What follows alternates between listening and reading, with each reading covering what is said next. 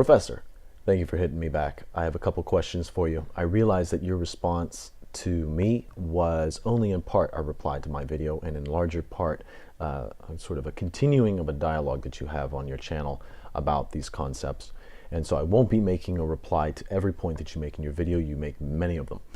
And so if I miss any that you would like me to respond to, just make mention of that, and I'd be happy to give those issues priority in my next response to you, as I do hope to make a few responses on this topic. That being said, I have a few questions. If we are to believe that some issues are irreconcilably ambiguous, while some issues are not, then I need to ask you, what is the criterion for telling which is which? If there are things in nature that are truly ambiguous, naturally ambiguous, and irreconcilably so, while at the same time other things are not, how do we know the difference? What are the characteristics? What's the criterion that we ought to be using? Second, if we are able to point at something, anything, be it a person, an action, or a characteristic of culture in general, as I think you describe it, what characteristics must it have for it to be properly labeled authoritative disambiguation? So this second question is also a question as to criterion, where before I'm asking, how do we tell what is truly irreconcilably ambiguous? And at the same time, I'm asking you, how do we classify authoritative disambiguation? What has to be done in order to be a perpetrator of authoritative disambiguation? What is it? And just to say, well, it's just to be human, I need more than that. I need to know, what is it that humanity does that is authoritative disambiguation? What is it? What are the variables? Give me a checklist that if you do X, Y, and Z, you are authoritatively disambiguating. I'd appreciate it. Next, you discussed slavery, saying that slavery always has been and always will be immoral. Then you ask us to demonstrate the objective justification for personal property and inheritance laws. To that I say, hold your horses. What is your justification for the immorality of slavery?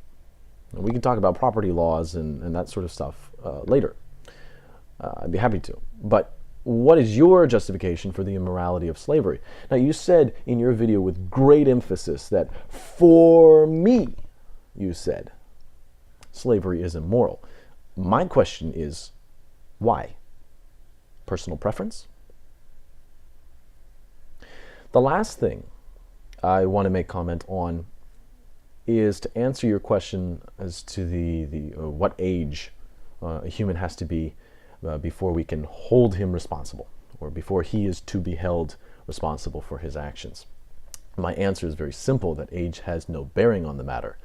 If we punish a child for stealing from a cookie jar, then we assume that the child is to be held responsible for his actions. Otherwise, no parent would have any justification for punishing their child before they reach the age of 18, or whatever age some legislation would prescribe. Now, if it seems like there's a difference between, say, being spanked by your mother and being thrown into prison, say, you're certainly right. But to throw a child into prison for stealing from a cookie jar is a question of proper punishment, not a question as to whether or not the child is to be held responsible for his actions. I think that's really what you're driving at there. Two separate issues. So once more, my questions are thus. They are thrice.